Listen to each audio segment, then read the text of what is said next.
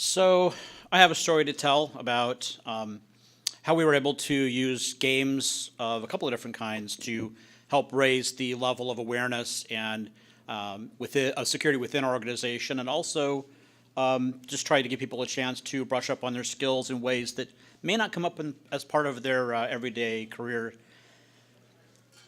Got the obligatory About Me slide. The best qualifications I have are, number one, I'm a big geek, and number two, I love playing games. That's pretty much it.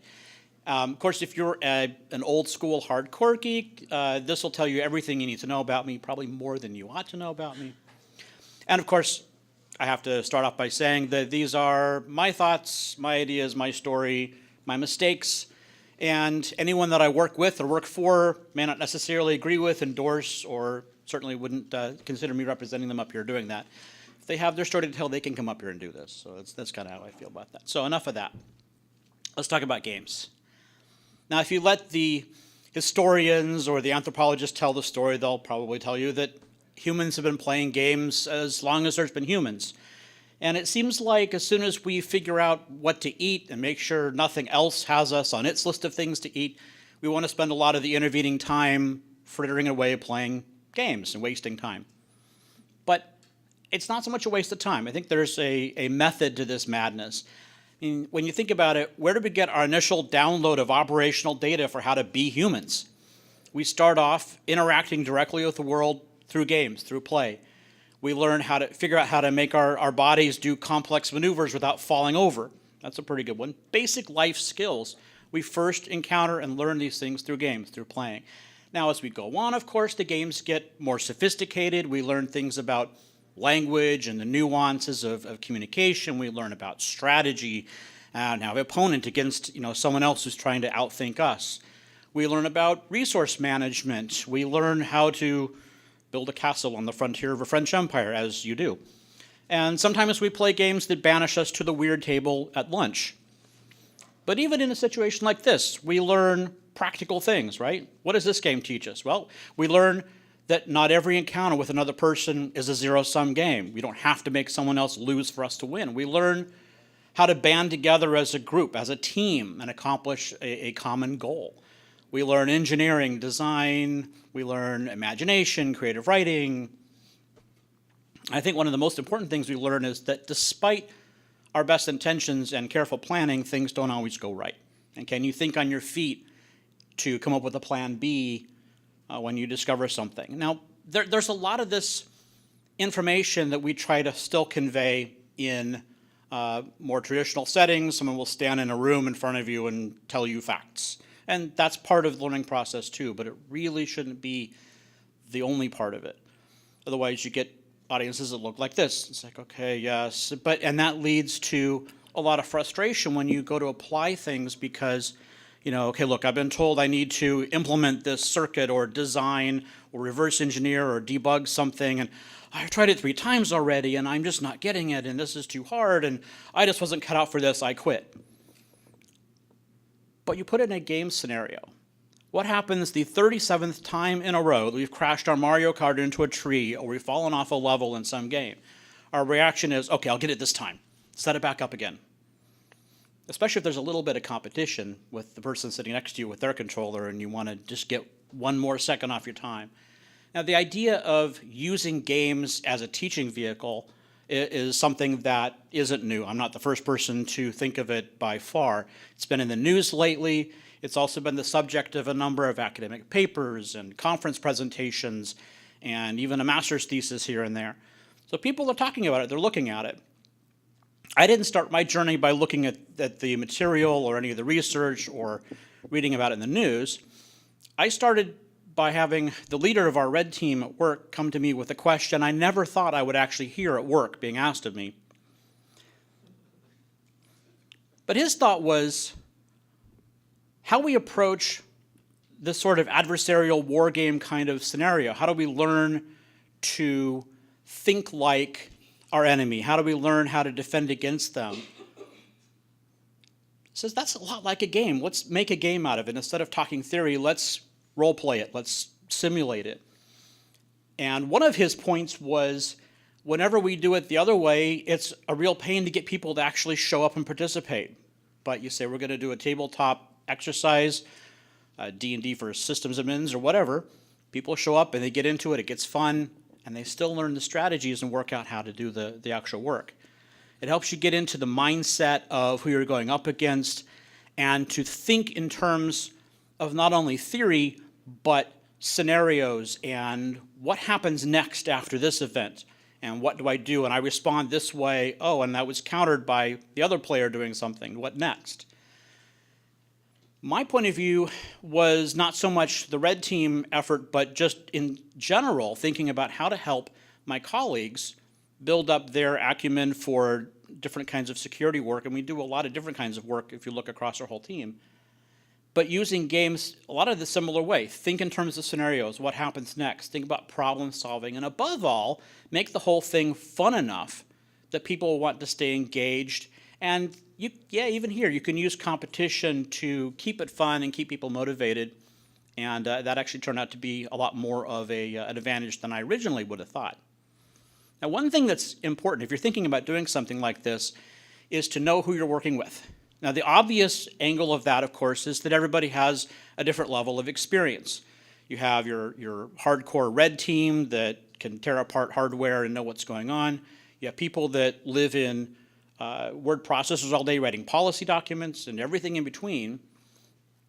But everybody has something that they can gain by getting into this.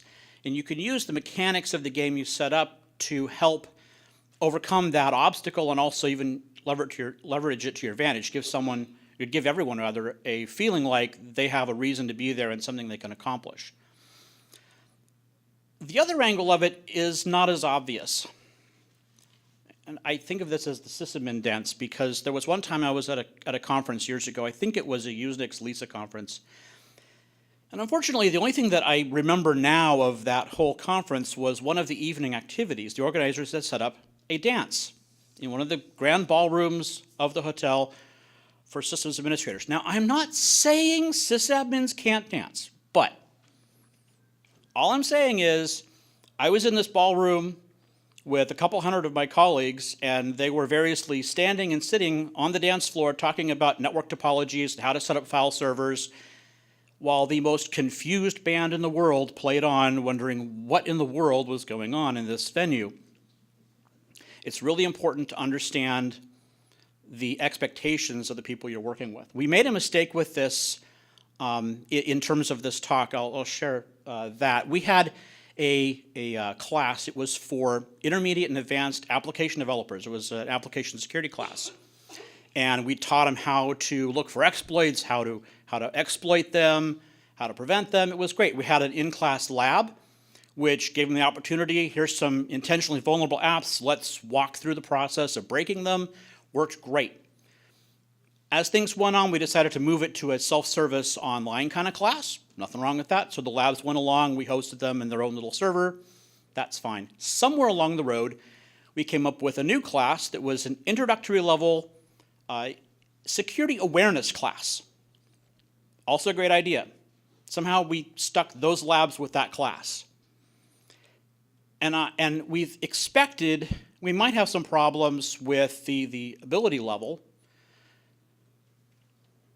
So we addressed that. We solved it. If you ever played the old Infocom games back in the 80s or 90s, remember how they had the hint book where you could reveal clues one at a time? The one starts with, maybe go over there and look at things, and at the end you get down to the clue that says, go take the thing, put it in the other thing, push the blue button. And we did that with these labs, so that they would go through the experience of doing it, even if they had to be led step by step. And there was even things that said, right here, this text right here, that's the thing. And some people, rebelled against this because we were so mismatched with their expectations, not the ability level, but they came into it saying, I don't understand why you're having me do this. This doesn't compute in what I thought I was doing by taking this class. And there we missed it. So just to underscore that that's actually a surprise for us anyway. Now, where I came into this was actually very casual. Never intended to start building any kind of a system or a game framework. I simply said, hey, it'd be a great idea if we had some kind of little puzzle, some kind of challenges we could throw out to the security team. And this started off in email and sometimes in meetings where I'd say, hey, for this week, why don't you try solving this? It could be something simple like this cryptogram. And then we'll come back next week and talk about the answer. Sometimes the challenge was figuring out what the question was in the first place, and maybe getting past the point of wondering if the challenge is whether I should scan this thing into my phone in the first place or not. Fair enough. And as time went on, we started getting more sophisticated with it. And one of the things I developed that I wanted to try and do more of was to guide people's thinking out of the normal avenues they were used to in their jobs. And so I'd have a challenge. This is an example of one of them later on in the game. I said, consider a hypothetical padlock. Digital padlock has 4 digits you type in on a keypad, and if you get the right digits, it'll open. If not, it'll flash a LED or something telling you it's wrong. Pretty simple concept. But in setting this up, I wanted to make sure we had several steps that the first 1 or 2 were really easy for people that hadn't thought about this kind of security before and could still have an aha moment, and then we get deeper from that. But I wanted to make sure we get out of the initial reaction. So the first question is, how secure does that sound? Now we think about it, 4 digits. If I had to brute force this, I have to type in all the digits. 0000, nope. 0001, nope, that's not it either. Oh, that sounds complicated. And when you think about it, a mechanical padlock, that's really complicated. It's got all the different positions, the different bitting patterns. I don't know how people pick locks, but it sounds magic because you have to try maybe all of the teeth are all the way down, maybe one up a little more, until you finally get the one that makes the lock open. I mean, that would take forever. I don't know how people can pick locks. And this is electronic, and I don't even begin to understand how that's approached. So it's got to be secure. That's the initial mindset of someone that doesn't think about security or isn't familiar with the kind of devices. And so the first step was, I said, just quantify it. How many times, how many different numbers would you have to try before you had tried them all? And get them to say, okay, well, there's 4 digits, so there's 10,000 possible combinations. What I want to get here is for especially the beginners to get out of the mindset of it's complicated, so it's secure. Okay, if you could figure out, well, exactly how complicated is it? That's your first step in challenging your assumptions. And this is a phrase I said so much in the application security classes. I had a coworker wanted me to put it on a t-shirt and just wear it around all the time. But this is probably the biggest thing that we want to try to accomplish with people is to get them to challenge the assumption that they make when they first look at a problem. And so I said, okay, having done that, now the next part of this challenge was a researcher has come to you and she claims that she can use a technique where she's still brute forcing. She's trying each combination until one opens. She's not got some way to look inside the lock.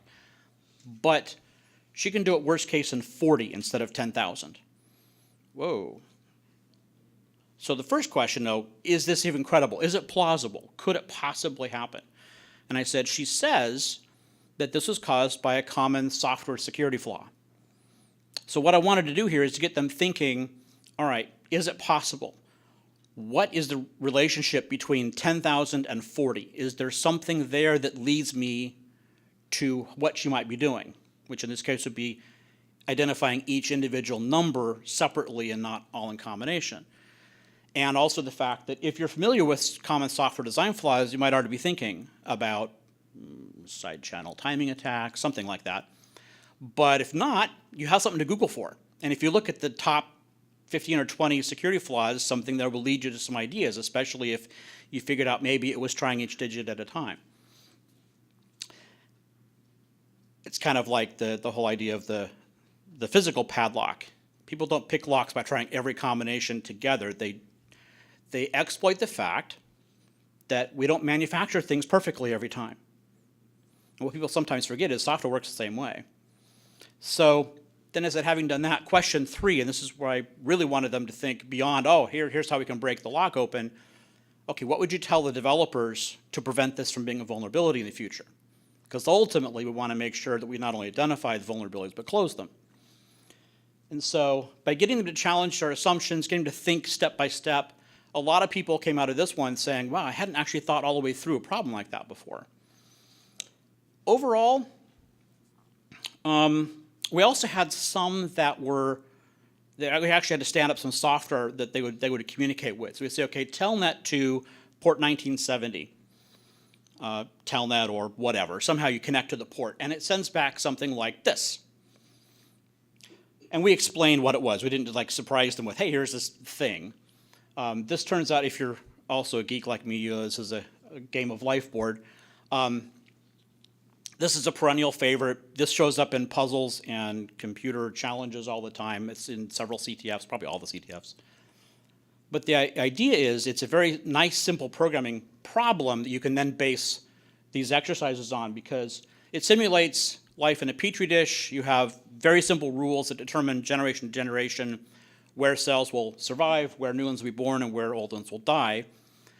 And you can code that pretty simply, and then we can do some things around it. I'm enough of a geek, I actually will spend time in years past in a boring meeting or a class or something doing it on paper, but that's, I refer you back to slide 1. I'm a geek. I just have to live with that. So people connect to the port and it spits this out, and so you go, aha, it's a game of life board. I know the drill. I look at this. I can even in my head go through on a piece of paper and write down what the next generation after this would be, put it in a file, netcat it back to the port, I'm done, right? Nope. Because when I connect back to it, it says, okay, here's the answer. It's like, oh, it's generating that randomly every time. Okay, no problem.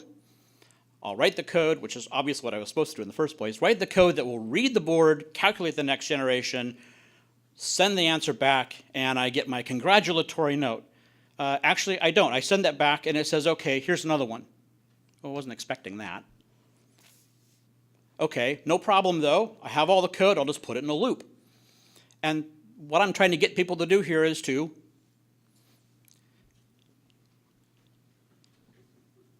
and so they challenge their assumption about knowing when they first are analyzing the protocol here of what the next step is going to be. And you can sit and watch your program solve one after another, and the thing will just keep going back and forth, playing with your script, and all of a sudden it throws one of these at you. And then one of those at you. Now, am I just gratuitously being mean to these poor people? No, because not only am I trying to get them to challenge their assumptions, but this is key to the whole idea behind what ultimately are we going to do. If you're debugging some kind of a system, you're reverse engineering, whatever it is you're doing, when you first look at the behavior of the system you're working with, it will occur to you, oh, I see what's going on. And you'll make some assumptions, but you'll probably be wrong. The more you interact with it, these things are constructed like ogres in all kinds of layers. And you peel a layer back, there's all the more complexity that gets revealed the more you go. And so if you go into it expecting that, expecting surprises, and to be able to respond to them, so much the better. So we put together challenges like these on all kinds of different topics that are relevant to the kind of work we do in security. And the response to that overall was pretty good. People said, hey, you know, I realize this is somewhat self-selecting because people that didn't think it was cool just didn't play. But the feedback we got was that people liked it. They said, hey, you know, it was a fun thing to do something that I don't normally do in my job, and I learned from it.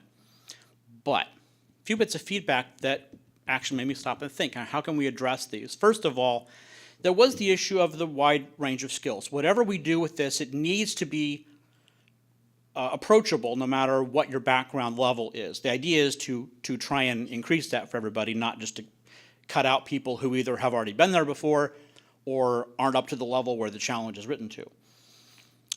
Other people said that was fun, and I thought it was at a level that was okay, but I was kind of intimidated by the idea of coming to the next week's meeting and not having solved it like some of the other people did, or people talking about it in the break room later. I want a safe place where I can sort of privately work on these on my own. And then when I've solved them, then I can go, hey, look, I solved the thing. And the other thing was, they felt like because it was coming out in email, if they weren't there to start, or if they needed some more time, they're like, well, if next week I'm going to hear the answer, and I feel like, I'm just going to not play this because it would have been fun, but that got in the way. The other thing that occurred to me is, I'm writing a lot of these challenges, and it's fun and all, but that's not what I'm getting paid for. I want to, if I'm going to keep this going in an ongoing self-sustaining way, I need to encourage people to contribute puzzles to the whole thing and make it more collaborative. And I think that's a great part of the learning process too, is to get people to contribute more content to what you're doing. So I thought about it, and it's like, well, what kind of a game framework would make sense? And we've looked at role-playing kinds of scenarios the red team's doing. That's great for them. It seemed obvious to me that a capture the flag kind of framework made the most sense. There's a lot of kinds of capture the flag games. In particular, I'm talking about the so-called Jeopardy style, where you have a whole collection of different kinds of challenges and different point values for the difficulty levels. And the person who wants to play can come in and say, I want to do that challenge, and they go off and do it, and they get points for it. So it's very self-driven, which was important for what we were doing.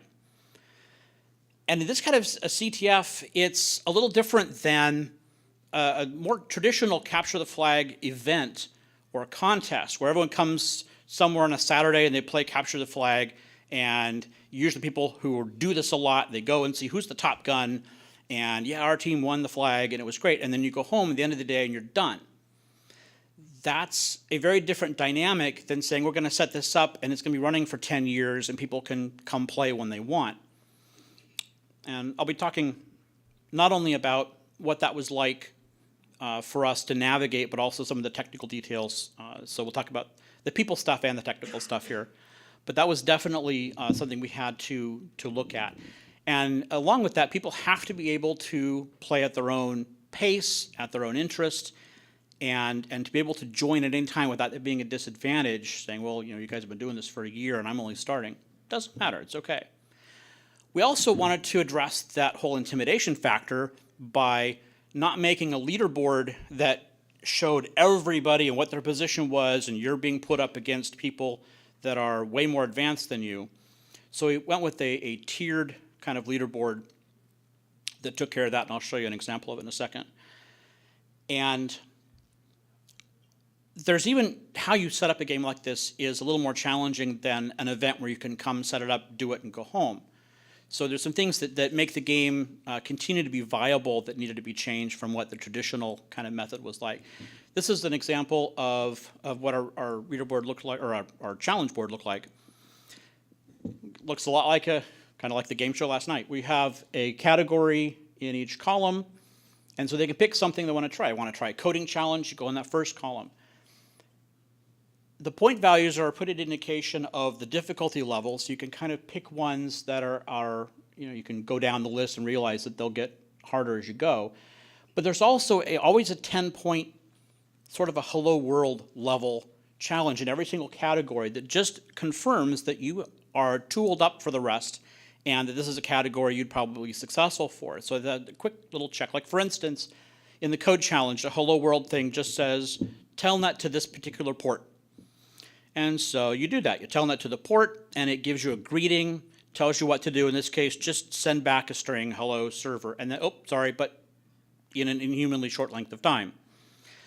It's not a challenge to see if you can type, it's a challenge to see if you can code. So what we actually want people to do is write a little script that will interact with a TCP port. A few lines of code, but you're going to need it for the rest of the category, so we have them go through that. So we'll run my script, it connects to the port, I can see the conversation going back and forth, it sees the greeting, it sends the expected response, and the system says, congratulations, that was right, and here's a flag, which I can then go back to the game and claim for my points. And when I do that, I get put on the leaderboard. And this is what I was talking about before, where we did two things. We made it a tiered leaderboard, so you actually have a beginner, intermediate, and advanced level. And people are only competing score-wise against people in that same category. So you don't have a beginner going, I am 300th on the list, I'm never going to get up to where these guys are. No, they're just competing against for the top positions for people that are also beginners. It's also not only tiered, but it's a top 5. And so people that feel like they just want that safe space to practice for a while can do that. They know where they are on the list because it says at the top, you know, you are number whatever, but only when they reach the top 5 in their category does it show up so they can get some recognition going, hey, I made the top 5, but they don't have the intimidation of, hey, I'm way below here and I can see how I'm doing and so can everybody else. Now, as far as how this works inside, I'll give you a few details of how that would actually function. We have the game server set up, which has its own database that keeps the game information, and it hosts the challenge module. So every challenge is written into its own separate module, so that, again, we want to make it so that people can collaborate with us and say, hey, I thought of an idea for a puzzle. All right, write a little module for it, we just plug it in. There's also a web server that handles the user experience for everything but the challenges. What would typically happen is you come into a web browser, go to the challenge board, pick a challenge. There's also an authentication step that happens in the background. This is as simple as having the game maintain a list of users and passwords. You'd register and then you could log in. Or in our organization, we tied it into our single sign-on service so that we can just go to the website and it says, hi, Steve, let's play a game. But once you've done that, then you go off and interact with that challenge module, which is usually on its own TCP port, like the example I showed with the Game of Life board. It's like those. So for instance, to use the life as an example, you'd select it on the board, it would give you a description of what to do, and it tells you to start at port 1970. So you go off and do what we just saw. And as you do that, you're interacting directly with that challenge module, and it's giving you feedback along the way, saying, nope, that's not quite right, here's a new twist.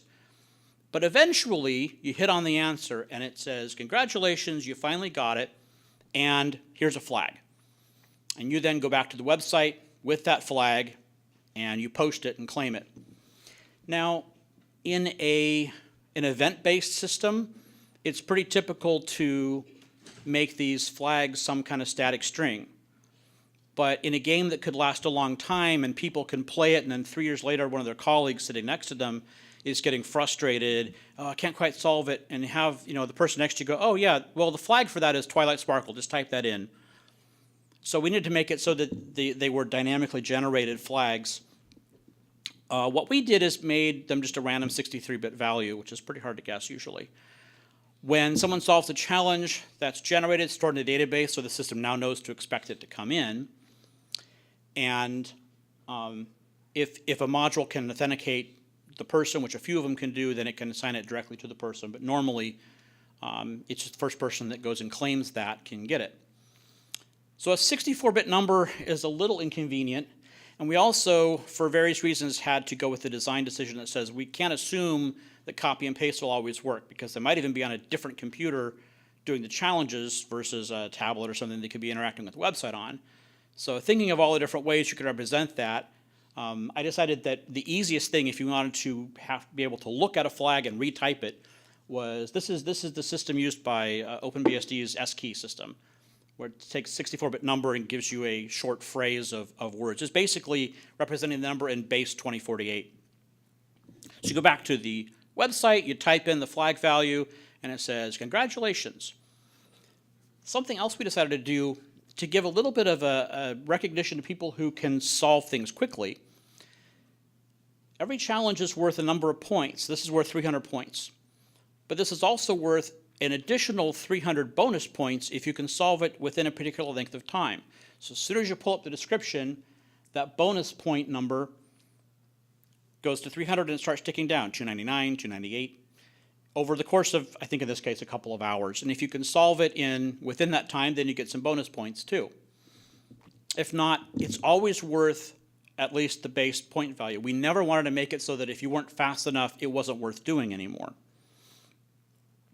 And when you go back to the challenge board, having solved the challenge, the score you actually got, including your bonus points, is now shown, so you can see at a glance where your score came from.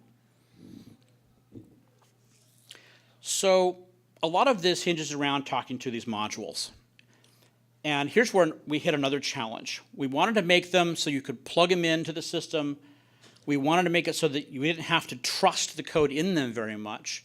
And especially because, again, I don't get paid to do this, and so I need to make sure that I can collaborate easily with other people. We need to make it so that it's really easy for somebody to write a challenge module without having to know the CTF framework at all. And so to write a module, it shouldn't have to know how to generate flags or anything like that. So very simply, what it is when a player connects to that TCP port that hosts the challenge, the system will launch part of the CTF framework called the generic module launcher. It launches the challenge module and arranges for the player's connection to be on its standard input and standard output. So from the point of view of the person writing the module for a challenge, it's really easy. You write a piece of code that just talks to the user in the normal way on standard in, standard out, and that's it. This 6-line bash script is a perfectly valid challenge module. Not a very interesting one, but it works. And all it has to do is interact with the user. When it exits back to the launcher says, oh, the module exited, so I guess they didn't get the challenge right. And it goes through the trouble of telling the user that they didn't get it right, sorry, breaks the connection off. If they solve the challenge, all the module has to do is just exit with a particular return value back to the caller. That's all it needs to know. It then says, good. It congratulates the user, generates a flag, hands it to them, and then they can go claim it. The other thing is we also thought, for a couple of different reasons, we want to make sure that people can't connect to a port and then just sit there. Partly for reasons of keeping the challenge level right, and partly for reasons of not wanting to tie up resources on system. But again, we don't want to make the module author have to deal with all that stuff. So the launcher will wait a little bit and then start sending signals to the module code. Now, if there's a particular module that knows it may be in for a long haul, but it can judge whether the person's making adequate progress, it can count those signals coming in or decide when to call it quits. But if the module has absolutely no code to handle it whatsoever, the default action is for it to simply die. And so the module exits, and again, the launcher says, oh, I guess you didn't do it in time, and it hangs up. And that's all there really was to, architecturally to making a module. So it made it really easy to plug these in.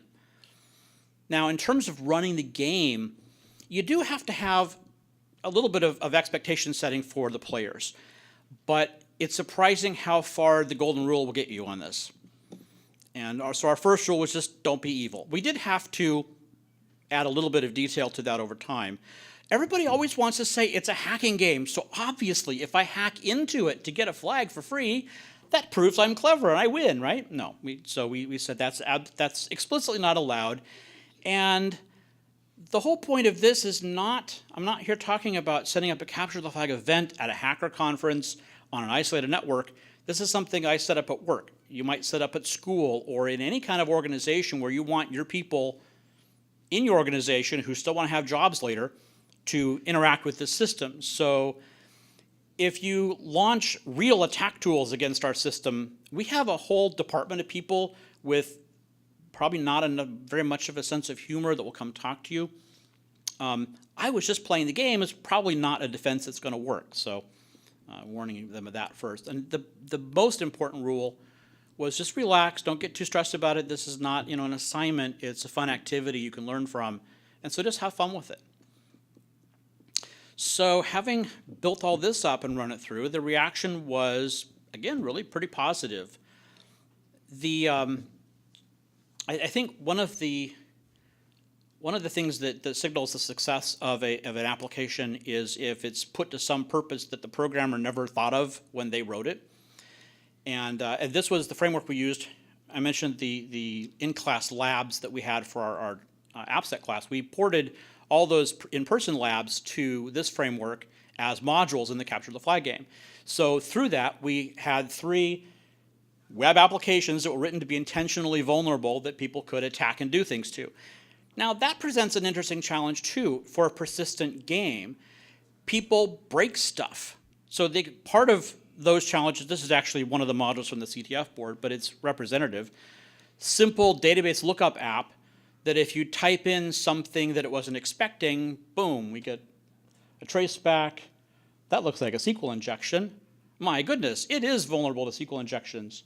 And the next thing people try is dropping the tables and whatever. Now, when we were doing this in the live lab environment, we had one of the teachers sit there babysitting the lab server because people were going to cross-site script each other and lock up browsers or trash the database. We had to keep fixing it. If we're going to make this be something we can set and forget and let run for a couple of years, that can't happen.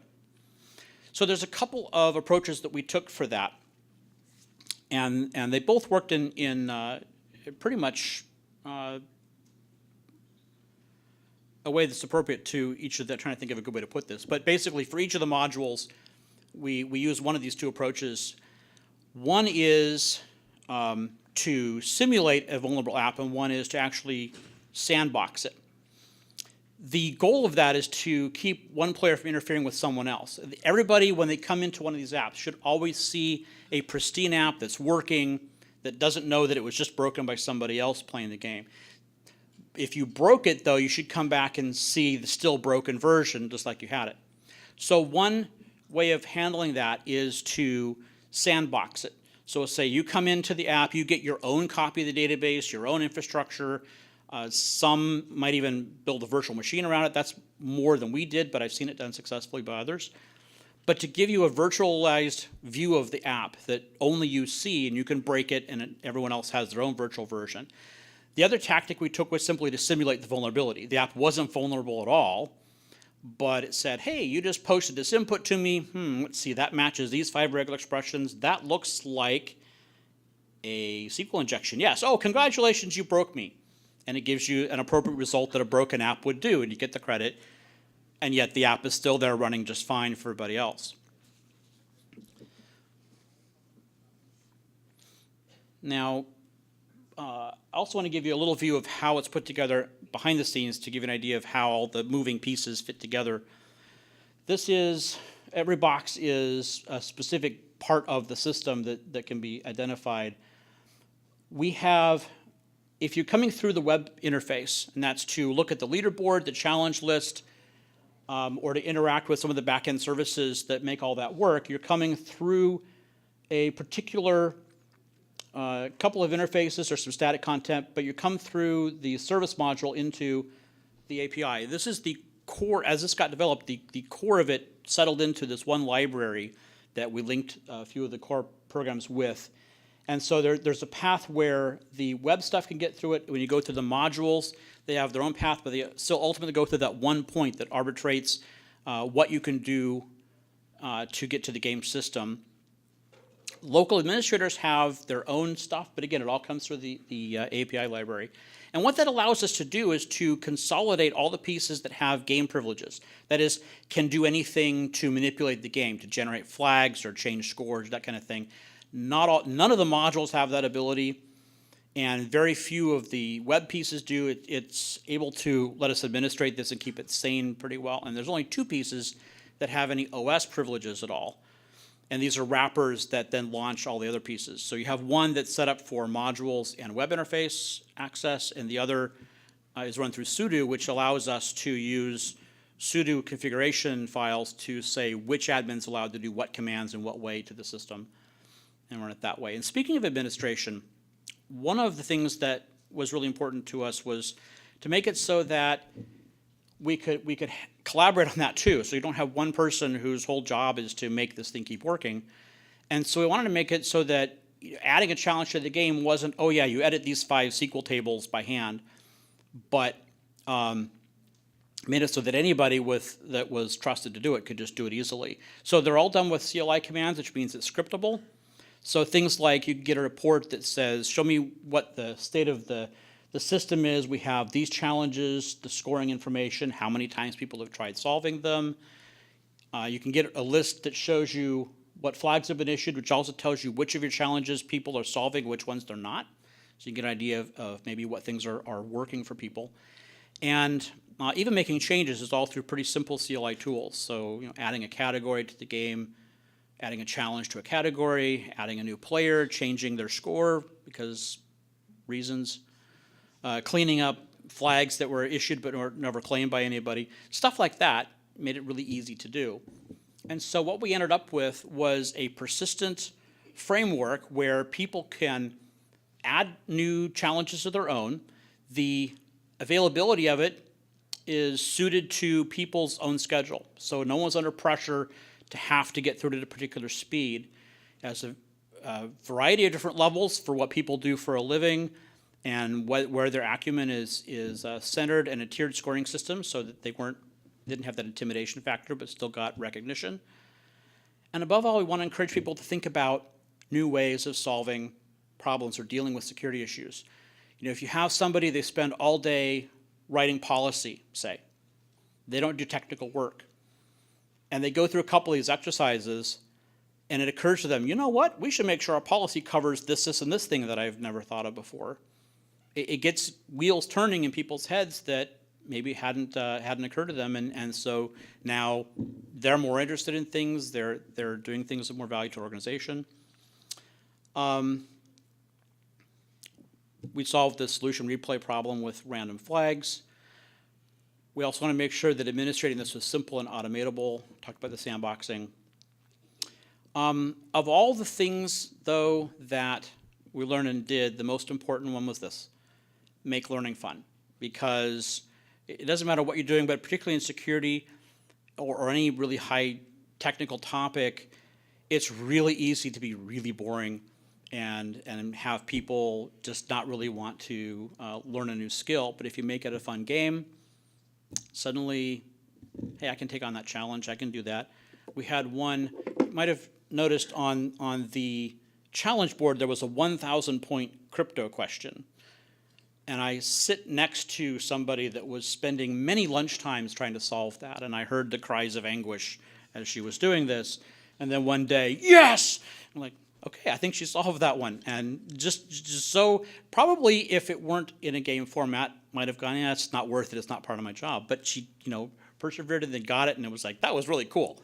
I'm gonna go talk 5 more people into doing that because I went through all that pain, they can do it too.